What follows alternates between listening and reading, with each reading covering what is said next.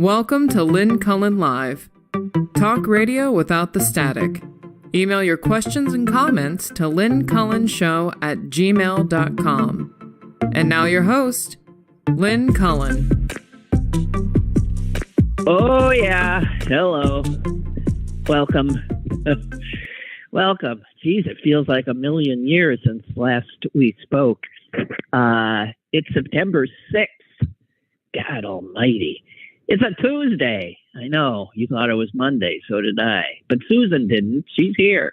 Suze, hi. Ah! Susan. Hi. You're kidding. Well, if she's there, I don't have her. What a riot. Susan's always saying that I always seem so trepidatious about whether or not she's actually on. And she happened to text me earlier this morning and said, "We're on today, right?" And I said, "Yeah." So I knew she'd be there. But of course, she isn't. Go figure. Might be something technical. At any rate, I guess I'll just, you're here. I can't hear you, though. She's there, but it's not coming over, says my producer, Kevin. Well, no, Suze, I can't hear you. Unbelievable. You know, he's always something. We'll keep trying. Is that what we're going to do? Or can she call back in, or you guys figure it out? Just let me know if and when Susan's there. Damn it. See, nothing ever is easy. Suze, call back. Try again. I realize that I haven't spoken to you since President Biden's speech, which was last Thursday night. The speech that, according to a piece in The Atlantic written by Tom Nichols, no president should have to give. And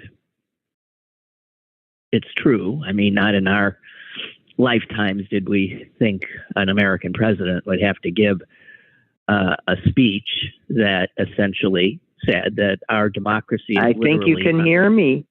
Yes, now I can. Hi, Suze. Hi. Hi. Good to hear you. So I was saying, I haven't had a show since Biden's speech, which seems like a million years ago now. And he's given it twice more. Well, he's going to keep at it.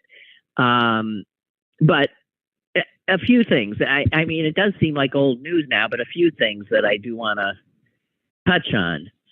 I was really blown away that the networks didn't carry it. It was a primetime speech by an American president about the fact that our democracy was literally under assault.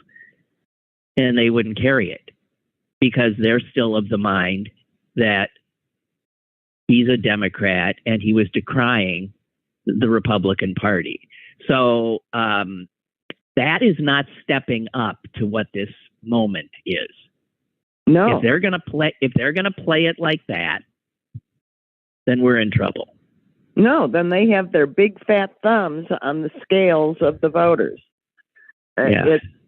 It's a problem. It's a problem. Yeah. But plus, people missed a really good speech. Yeah, it was a good speech. And the end of it, I mean, I was sitting alone in my house in Chicago. At the end of it, I found myself clapping. I was even laughing at myself, going, "Who's?" And I just couldn't stop laughing. Yeah, well, because you've been wanting it. You've needed it said. I needed it officially said, yes. Yeah. No more of this pussyfooting around. I mean, I've been screaming treason for years now, and we're finally at the point where everybody's agreeing. Yeah, yeah. But it's really something that the networks didn't have the courage to carry it. So that the only people who carried it were did Fox News carry it? I don't even know if Fox carried it. So who carried it? CNN, all of their MSNBC. CNN, well, who knows? So that important speech was I don't know. It's wow.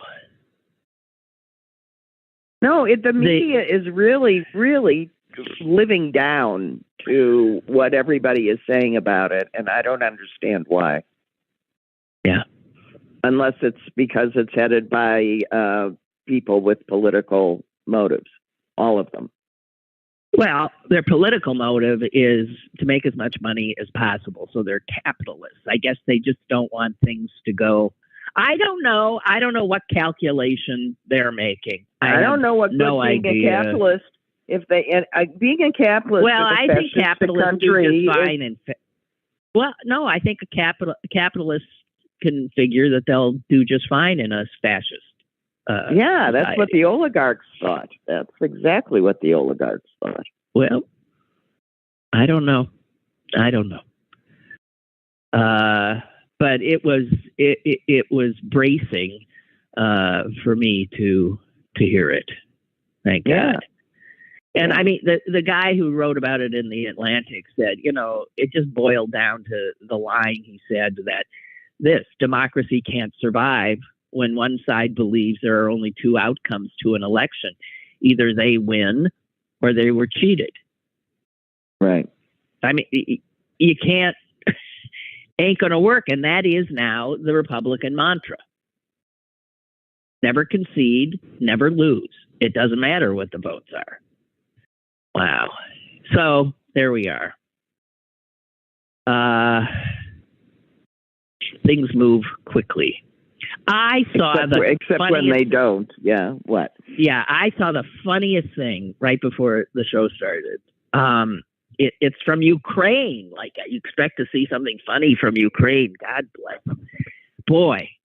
So it's from the city Kharkiv, which I guess is a pretty major city, and it's been under attack. It also has a zoo. You can imagine zoos during wartime are, what hell for those poor animals. Yeah. So anyway, a chimpanzee escaped. And there's video of this, they're big. There's video of this big chimpanzee, sort of trotting around a park on all fours. Ba-doom, ba-doom, ba-doom. And then you see like people running after him. They're from the zoo. And the chimp at one point sort of sits down in the grass, and a woman from the zoo approaches him, and he obviously knows the woman, and she sits down next to him and starts talking to him. And then I guess it starts raining, and she takes off her raincoat and offers it to the chimpanzee. And the chimp is only too happy to have this raincoat. So she puts it on him. And he's like helping, he's got his arms just like you help somebody out with a coat. Chimpanzee's got her coat on. It's a little small on him, but so now he's got a nice little yellow slicker. And you see other people from the zoo coming. And the next thing you see, and I don't know what happened in between, is they got this chimp. Now he doesn't have the coat on anymore, on a bicycle. And he's on the seat of a bicycle. And they're rolling him back to the zoo. And he's happy as a clam. They're all playing with them. Oh, God. It's so cute. You could die. I mean, in the middle of a war zone, and there's something so wonderful about the interaction between this animal and the bipeds. It made my day. Well, yeah, if that you the bipeds were treating him with respect. Right. respect and kindness and Yeah. it was just Empathy. really nice. Yeah. So it's out there on the internet if you want to look it up. The chimpanzee on a bike in Ukraine. So yeah, there was that.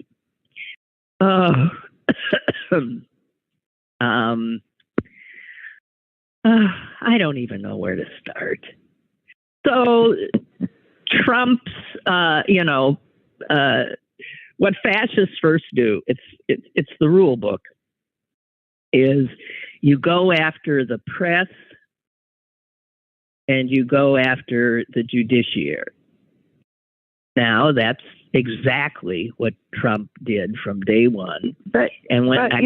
Okay. What? So what gets me about this federal judge is that it's not like she's a slouch. Yeah, she graduated from the University of Michigan Law School. She's clerk. She's been a federal prosecutor. Where did these people go to so easily sell their souls? I don't understand.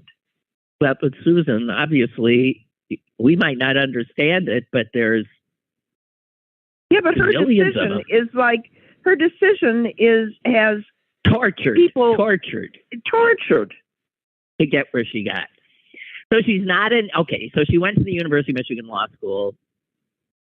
She's no idiot. She had good grades. She got good LSAT scores, and she got in. But she might not have.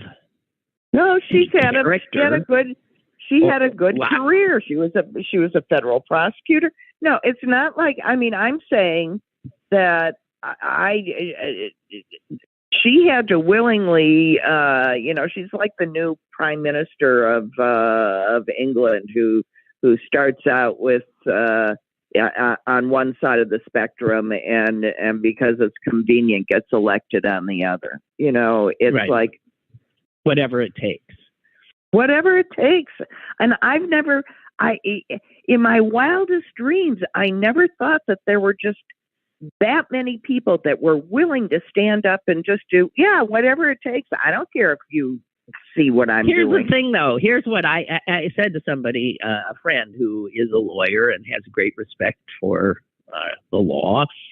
And this was before she made the decision. And he said, look, she doesn't. I said, she's going to help him in any way she can. Quite clearly, she looks like she's trying to bend over backwards. And he said, look, she doesn't owe him. He can't touch her. He said she has she's tenured. She's untouchable. I said, but that doesn't work. That doesn't work in Trump's fascist America because judges can be, and they have been, killed. Do you know what I mean? I think people are afraid. So she didn't have to do this. It's not like he could put her out of the job he gave her. So why would she continue to do that when it's her reputation? There's not another legal scholar who says that. No, yeah, everything she said is just bull. She doesn't have the power. She simply doesn't have the power because of separation of powers to order the DOJ and the FBI to stop their investigation. That's not her. That's not her purview. Well, she done it, and hopefully there is. Hopefully they will appeal, and they will. And even though the next step up, he's appointed 6 of hopefully the 11th Circuit. So here's what McConnell and he were busy doing: packing the federal courts, so that in this case, one of his judges gives him a gift. The gift is a gift of time. That's all it is, right? She's just slowed things down for him. And now the 11th Circuit, which, by the way, is under the thumb of Clarence Thomas. Each justice oversees one of the circuits. Mm-hmm, and that's Justice Thomas. And it's got a ton of Trump appointees on it. And stop and think what else she did. She ordered the government to stop an investigation. Yeah, that's what I was saying. Yeah, but let's be clear, Susan, what the investigation is. An investigation of what they consider to be an active crime scene involving the national security of the United States. Right. Oh no, it's flabbergasting, and allowing him to, first of all, how can you assert executive privilege over documents that you don't own? Those documents. That's the other thing. They aren't his. So they are prima facie, ipso facto. There you go, guys. That's unbelievable. Wow. Yeah. So I mean, they got to appeal. And if they keep doing this, then boy, score 4,010 for Trump in undermining the public's confidence in our government, and this time in our judicial system, because they've loaded it. Really something. Well, now, but I mean, it's interesting to see what they were doing, why they were doing it. They packed the Supreme Court so that they could overturn Roe and a million other things. And they pulled that off. So the court packing has been extraordinarily successful. Although you could argue that if overturning Roe turns out to be what the organizing factor galvanizes the Democratic base, and keeps the Democrats in power. Women. There is a surge in women getting registering young women. And for years there was this whole generation or two of young women who didn't understand why anyone would want to be a feminist, because they didn't understand. They've never lived in a world where they didn't have, the right to whatever. Well, now they do. Mm-hmm. So now they understand what the term means. Yeah. Excuse my voice. No, you aren't taking away my constitutional rights. No, you're not. And did you read about the torture testimony of the head of the anti-abortion group, claiming that a 10-year-old rape victim getting an abortion is not an abortion? What is it? Well, it was just tortured, and finally he said that's not an abortion. It's an exception. Anywhere that's not an abortion, and so they stopped the hearing. They turned to another expert and says, "Have you heard some disinformation or misinformation here?" And they said, "Yes." "Would you please explain what that is?" And he said, "Well, the abortion is the procedure by which the 10-year-old girl who was raped is no longer pregnant. It is an abortion. It doesn't matter whether it is criminalized or not criminalized. It is simply an abortion. You have to say the words, it's an abortion." No, they wouldn't say the words. Well, if we want to see, you want to see where this is heading. I mean, I just happened to see this little item about Hungary, because that's, Hungary and that's Viktor Orban. Right. That is the lodestar, right, for the current Republican Party. And this is just a little thing from Viktor Orban's Hungary, but they are now concerned there about what they call pink education.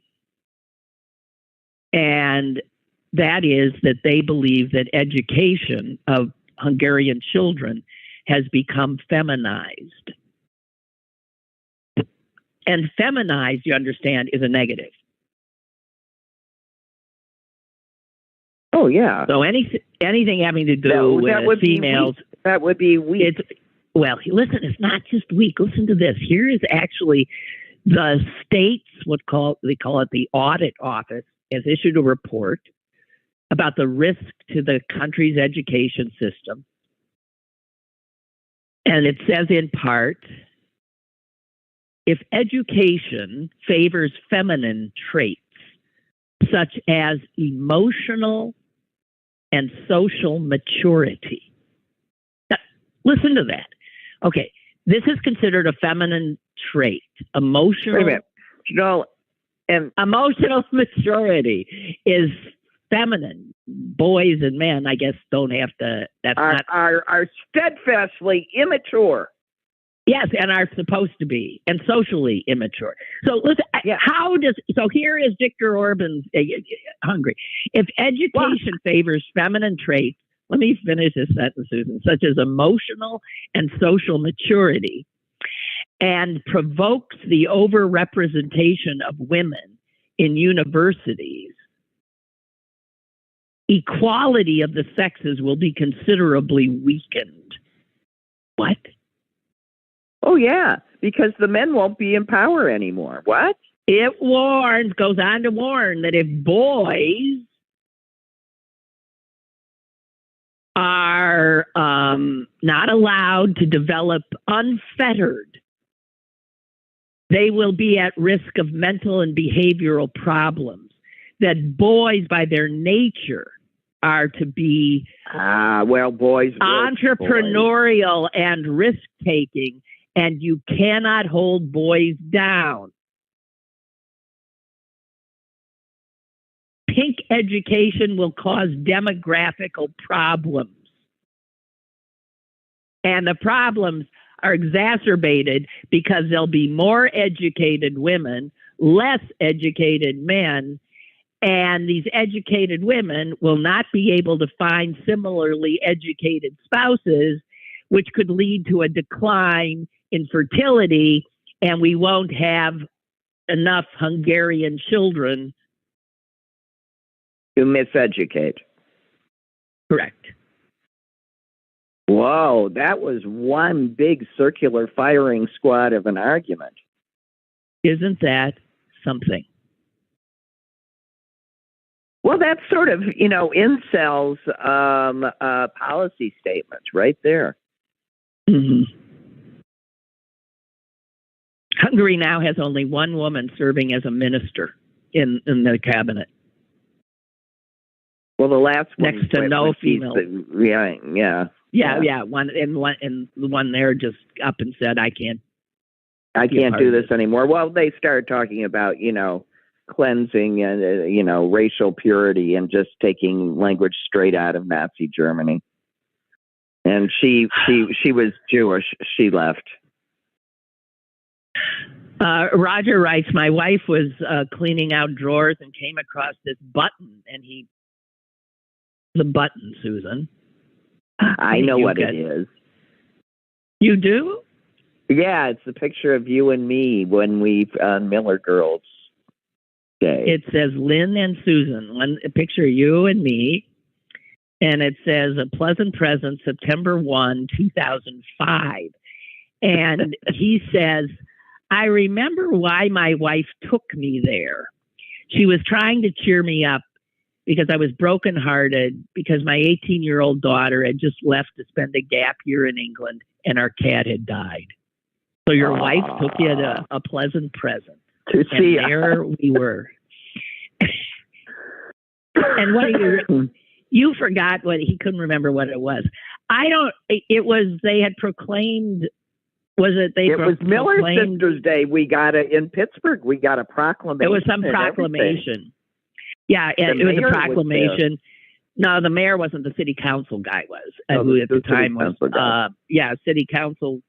God forbid the mayor should be there. I mean, I would think whoever he was at the time would have had more important things to do.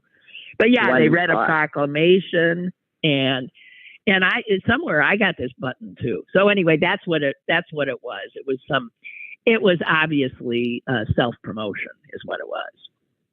Of course. Yeah, because you got to do that kind of stuff. Well, I just ran across that in my pictures. You know, my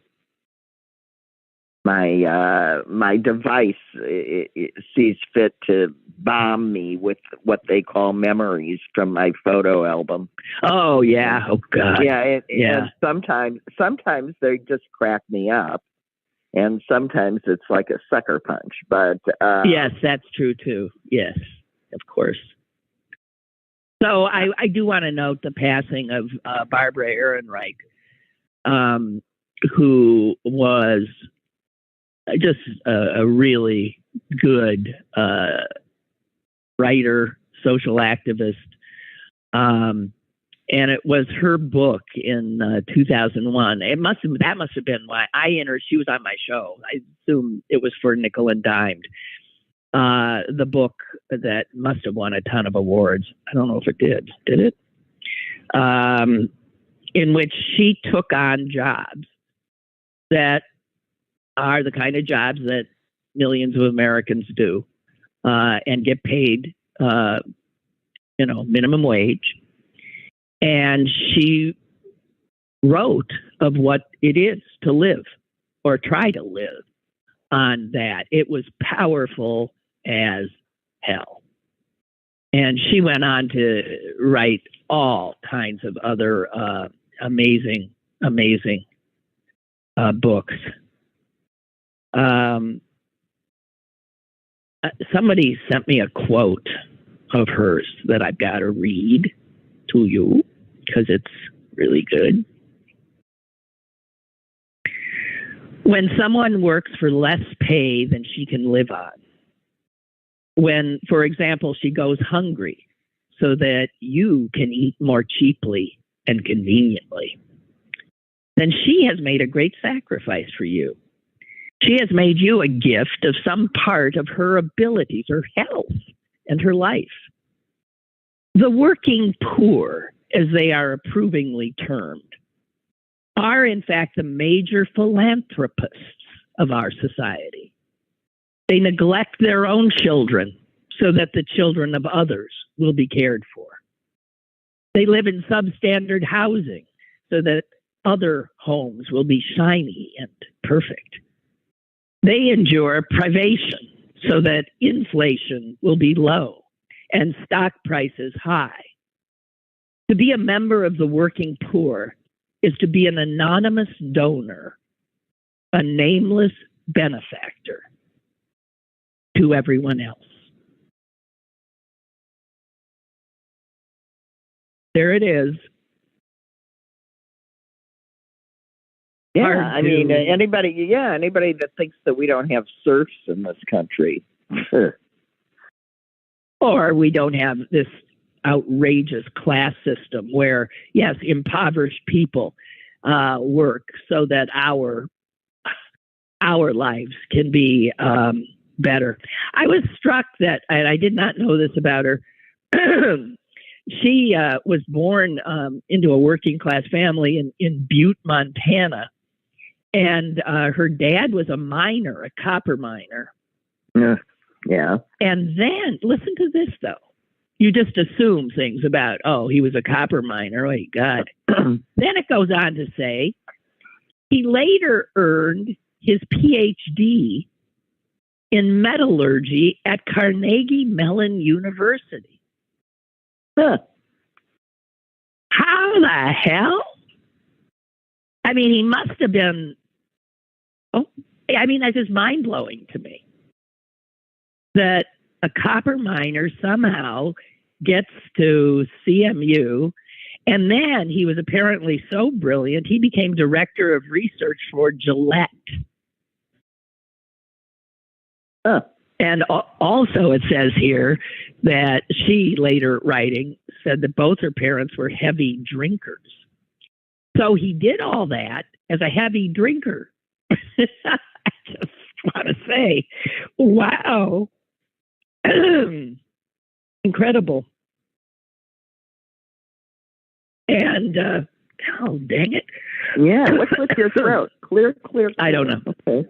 Well, I did sort of tie one on last night with a bunch of friends, so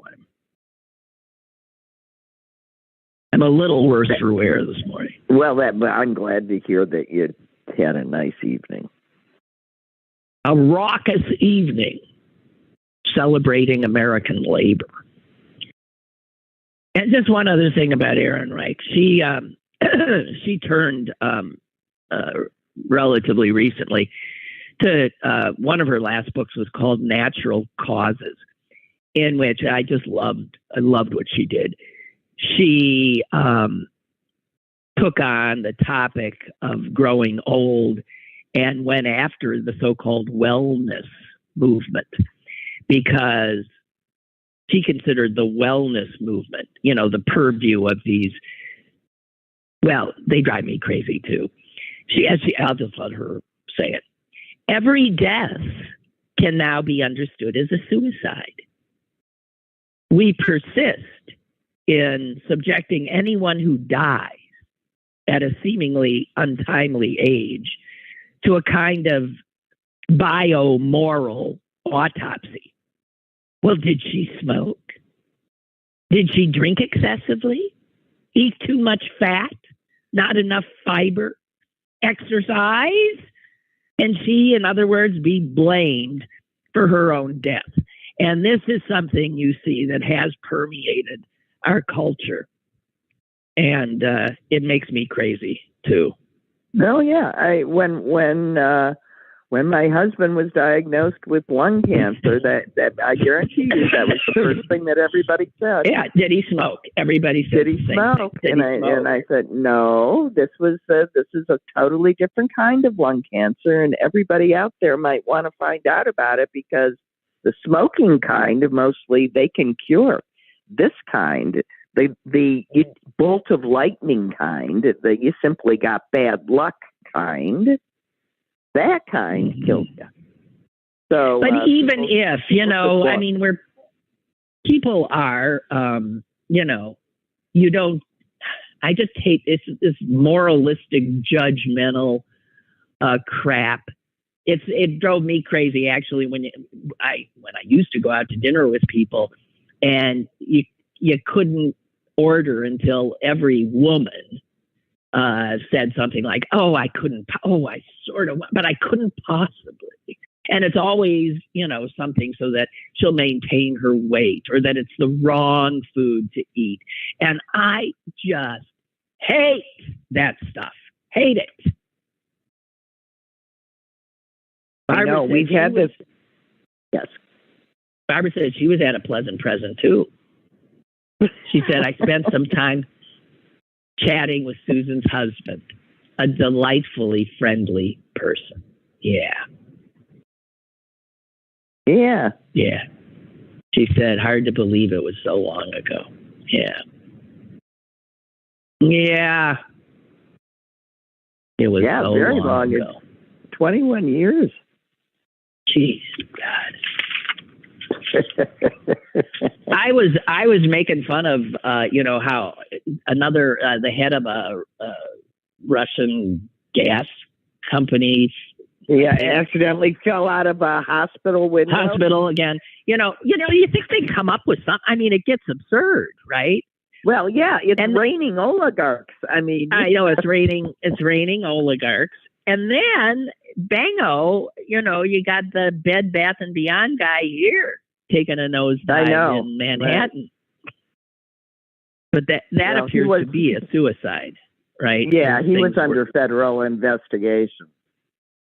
Oh, was he? Oh, yes. You had to read down in the article to find out. Oh.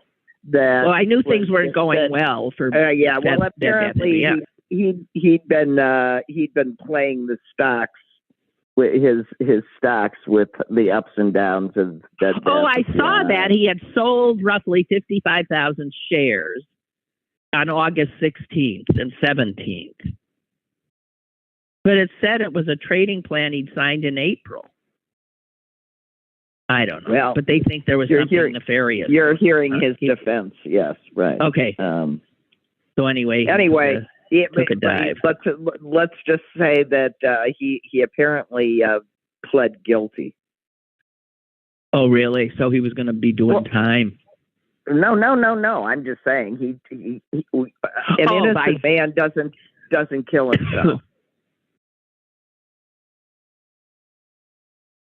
Probably not. Right. He wanted to avoid the whole horror. Yeah. Yeah, I think, diving off that high of building in New York, Ugh. I mean, you're at, first of all, ugh, and second of all, what if there's some you could kill somebody bomb under you and kill somebody? Yeah. Yeah, it's not a nice thing to do. It's not a nice thing to do in any way, shape, or form. Take a pill. No. Jeez. Get a gun. It ain't hard. Yeah, geez, I mean, but yeah, you could imagine taking some. Boy, what a way to go! Can you imagine? I'm sure people have died being hit. I'm there sure has to be taken people out by a suicide victim. Yeah, by a falling body. Can you imagine? What a way to go! Hey, Lynn, when things get really bad, then we just start, musing about dying by falling body. Well, it's not. But it can happen. Obviously, it could happen. Obviously. If somebody Googles it, let me know if there's anybody's keeping score. Hey, I came upon something that just blew. I so detest American capitalism and how they treat workers. But here's another case in point. The airline industry. Yeah. Recently availed myself of it, as a matter of fact. Yeah, and did that all go okay? Everything went fine. Again, I was less afraid of the equipment than I was of my fellow man, and I find that for some strange reason to allow me to fly with less trepidation. Yeah. Okay. So, were most people masked on your flight? Absolutely not. I was masked on my flight. Yeah. Well, good. I went into the grocery store yesterday and forgot to wear a mask. That happens every once in a while now, where I just jump out of my car. Yeah, right. And I didn't go back for it. I thought, oh well, live dangerously, but I ran. And did you hold your breath every time you walked by someone? Huh? Yeah. Well, I did. Or I turned to go down a empty aisle. I turned exactly. I turned and there was an aisle that was really crowded, and so I. Excuse me. There you go, dear. Thank you. Sorry. That was one of the guests. Yes, that was one of the guests from my raucous party last night. It was so raucous, she left her cell phone. She had to pick up her underwear? Oh. No, just her cell phone. But she delivered my my New York Times, which, of course, is too late. They're starting to deliver it, but they deliver it at like 10 a.m. Like, that's not the deal. Doesn't do me any good. So, yeah. Anyway, so there was that. So here's this thing about flying in the industry. Flight, and I didn't know this, flight attendants don't get paid. For that matter, neither do pilots. They don't get paid until the plane starts moving. So you know how pissed off you get if they load up the plane and then tell you, oh, looks like we're on hold, can't move, just stay. They say, it'll be just half hour, and then, of course, it's 3 hours, and you're stuck. They're not getting paid. Not if they haven't left the gate, they aren't. Nope. Now, how the hell is that? Well, not only that, they are acceptable? Not only getting paid, but imagine this. Imagine if the gate hold is so long that they can time out They've spent their whole working day on the job, ready to work, and but then they didn't get sent paid home, and they won't get paid. I don't. What the hell is their union doing? How is that allowable? They're paid as soon as the door closes, and we stop being paid when the door opens. But they are working prior to that. That's well, of course they are. And so every time a flight is delayed, we, the passengers, might be annoyed as hell, but the crew is getting stiffed. They're on the job and not getting paid.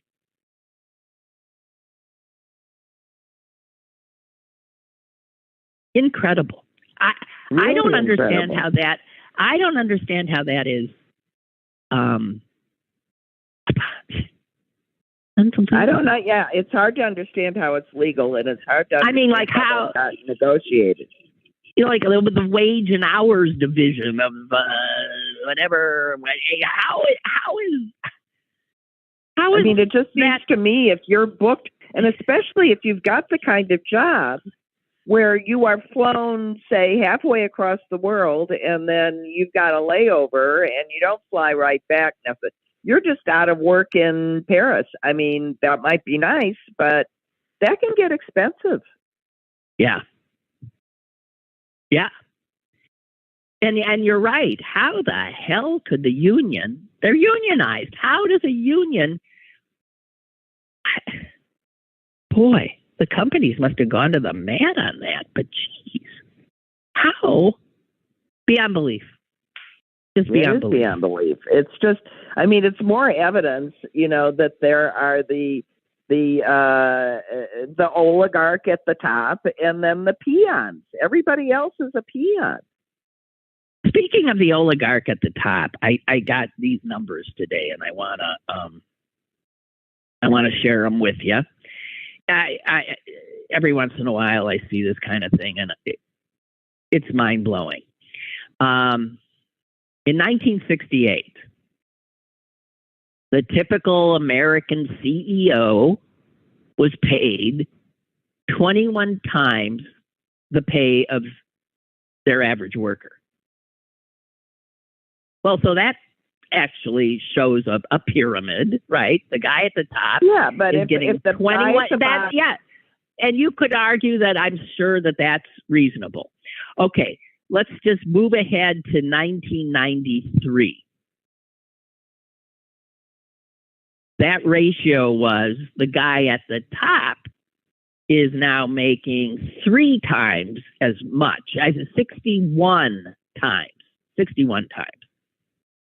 what his average worker. And so let's just use. Wait. Yeah. Let's get okay. Let me get to today, because the explosion from 93 is mind-boggling. And this is where, the kind of rapacious capitalism that we've got going now, and this ripping apart of social contracts, and the fact that just a few people are going to have all the money and everybody else can go to hell. The ratio now is the typical CEOs, these are averages. The average CEO now makes 351 times their average worker. So this is all I've been trying to say. So at the beginning of the math problem, that we got the guy at the bottom making $1,000 a week or a month, and the CEO is making $21,000. By the end of it, what's the last number? The last number was 351. Okay. Now, here's the thing. The guy at the bottom is still, he might be making he's not making much more a month. He's still making $1,000 a month, and now the big guy is making $365,000 a month. I mean, that's just well, unnecessary. And to say that they aren't taking it out of the pockets of their workers is just a big, fat lie. yeah. He's a big fat lie. The greed is extraordinary. That stuff doesn't trickle down. The only place it trickles down is to the CEO's kids and preferred political candidates. It doesn't trickle down to the workers. Well, and the preferred political candidates is, again, along with rulings by the Supreme Court, has totally debased and corrupted our elections, because money is, I mean, they can buy elections too. And they keep trying to, not always successful. We gotta hope. Hey, speaking of that, Susan, you know, when you're walking in Green Bay in the neighborhood where you're in Green Bay, right? I am in Green Bay, yes. Yeah, okay. When you're walking there, like with the dog, and you're walking on Webster, the corner of Webster and Iroquois, that house. Yes, that house. The defund critical race theory house. Yes.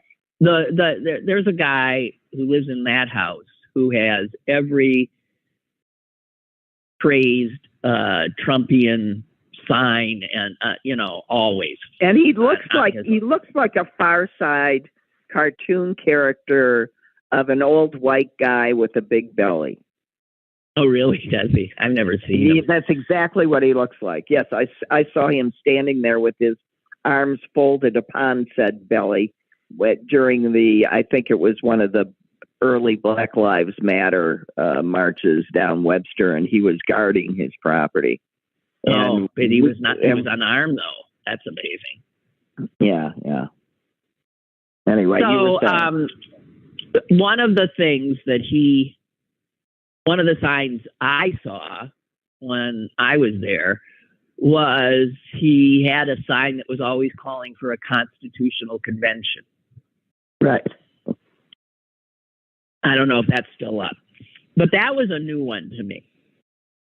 And now I read this article, and man, this is something. These guys never rest. They're always working the edges and figuring out how they can hang on to power, because they know the voters, if there's free and fair elections, don't want them. So they're thinking of getting a constitutional convention. And it turns out that this is getting serious enough that, remember the former progressive senator from Wisconsin, Russ Feingold? Yes. Russ Feingold now heads something called the American Constitution Society. And he's blowing the alarm, sounding the alarm. Mm-hmm. He says, we got to be, you can't, we're always getting blindsided by these people doing seemingly quacky, crazy things, and then they go and pull it off. They're trying to put together a constitutional convention, and Feingold says this is closer to reality than most people realize. He says, we are concerned that the Congress, if it does become Republican, which is certainly a possibility, will call for a constitutional convention. What do they want? To get rid of everything but the Second Amendment? Pretty much. And the people, there are some Republicans, really conservative Republicans, who aren't into this idea because they fear that somehow the Second Amendment will be watered down. That's all. That's all they care about. But here's what they're doing. Who knew any of this? They comb through, they look for every little loophole and thing they can hang on to. So they plan to take advantage of a never used aspect of Article 5 of our Constitution, which says, in part, that Congress, on the application of the legislatures of 2/3 of the states, shall call a convention for proposing amendments. Now, here's what's scary. Republicans already control half of the state legislatures. And all they need really is what? About 10 more? Yeah, but more? It has to be a general vote that passes any constitutional amendment, not a legislature, and they don't control the majority vote. Well, yeah. So here's what it says. Remember there how have been 27 amendments. Amendment? Yeah. Right. It's just, as they says here in this article, it's a grindingly arduous. Right. It's only 27 times has it been done, with amendments originating in Congress and ratified by the states. But the people who want this are hoping to harness the power of all those Republican-controlled state legislatures to petition the Congress and force a convention to strip power from the federal government. And do you know who one of the leaders is of this? Man, these guys just keep coming back. The former senator from Pennsylvania, Rick Santorum. Oh, God. Why don't any of these guys ever spontaneously combust? I mean, they are just, how much pure evil can bubble up within one and just have you waddling around forever? Ugh. The leading proponents of the convention idea come from the right, of course, and include people from the Tea Party movement, the Federalist Society, grassroots right-wing activists, and figures allied with Donald Trump. So, well, we got several nests of vipers alive in our home country, and we're just rolling steadily towards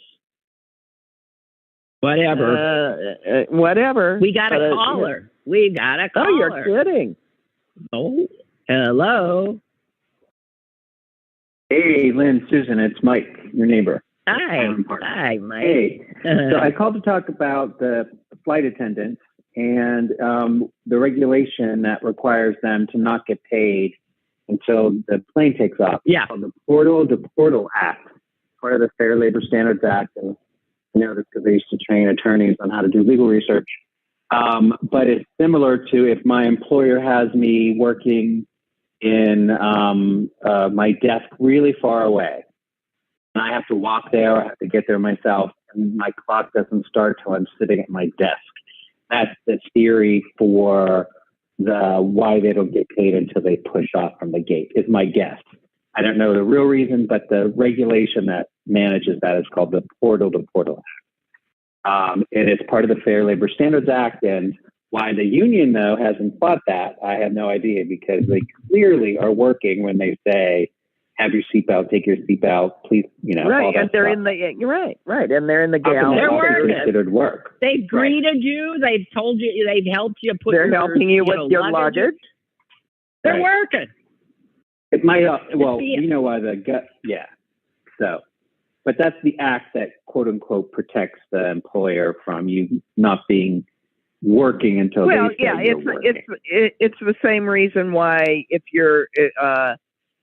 you are keeping track of your mileage for deduction purposes, you cannot deduct the standard trip from your home to your place of work and back.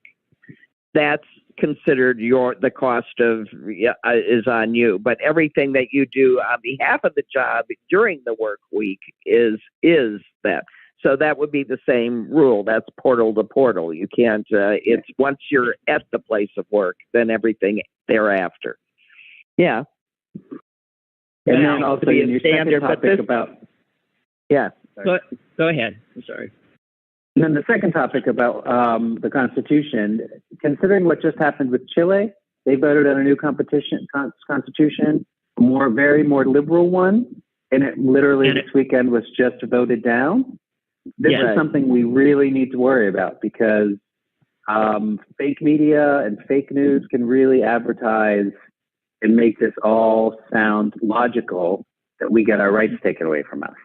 And there's a great show on Amazon called What the Constitution Means to Me. And a woman created a play about Heidi Schreck created a play. It was on Broadway for years where she talks to the audience and tells them how the Constitution was made. And if you don't like this and you'd like a new one, let's talk about how that happens. And she talks about the disaster that would be. So for anyone who hasn't watched it, What the Constitution Means to Me on Amazon is follow-up on this discussion. Well, our Constitution does need to be worked on, but there's no way to do it without walking into this extraordinarily dangerous place. Right. And in Chile, tried not to. Yeah, having right. Citizens write it, but then the legislature because they got a leftist. The voters put a leftist government in, and then they thought, hey, we're good to go. So and it didn't work. Feingold does think that the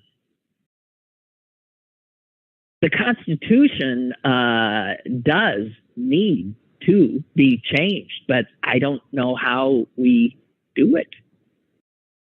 Well, we need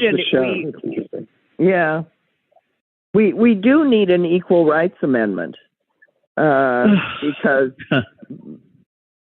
But I'm not sure that we don't need to broaden it. I mean, it just needs to state flatly that all humans, regardless of, are equal. Period. Not women, not men, not sex, not gender, but all humans are equal, with equal rights to autonomy, with equal rights to access, with equal rights to everything. I don't understand how we couldn't get a majority of people to vote for that.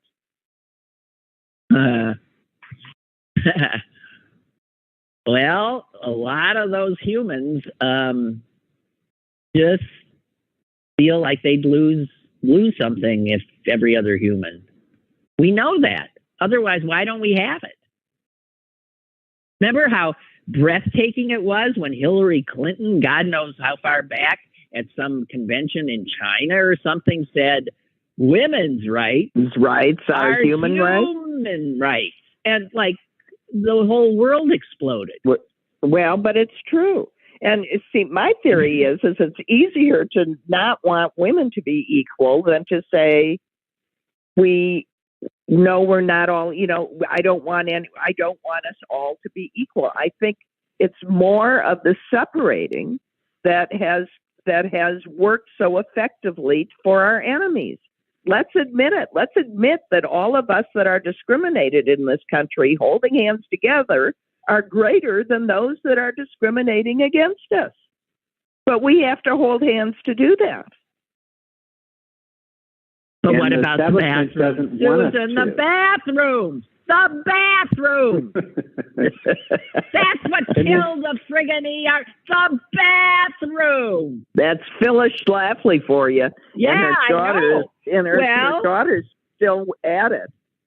Yeah, unbelievable. there's a documentary that I saw on YouTube. Obviously, I watch too much stuff, called The 10 Tactics of Fascism by Jason Stanley. And he says that one of the 10 facts is that there's a hierarchy. This goes right into our discussion, a hierarchy of who has rights. And that the top hierarchy in a fascist environment, in a fascist society, doesn't want the people lower than them on the hierarchy to have those rights. And that's part of fascism. And that's exactly right. What we have now. We have rich white men and some women who benefit from that, who say, no, we don't want anything changed. And law and order is just for those people. It's not for the people at the lower end of the hierarchy. Law and order is to keep we masses in order. Right. In order. It's not for Donald Trump. It's clearly not for Donald Trump or for Lindsey Graham or for Sidney Powell or for, any of these people.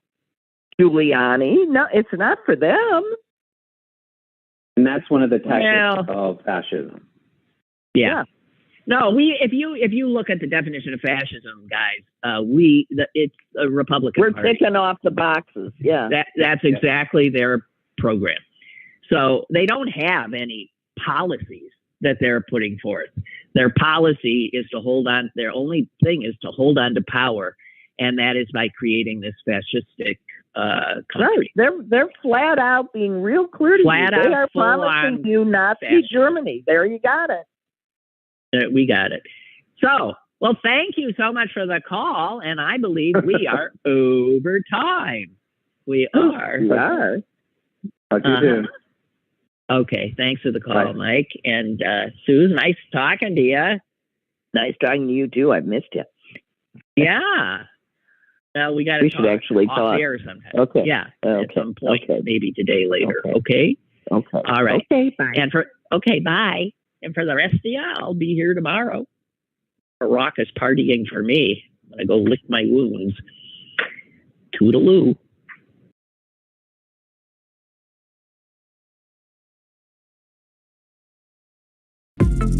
Lynn Cullen Live, Monday through Thursday from 10 a.m. to 11 a.m. and archived at pghcitypaper.com. The opinions expressed on Lynn Cullen Live are those of the host and do not necessarily reflect the viewpoints of Pittsburgh City Paper or its advertisers.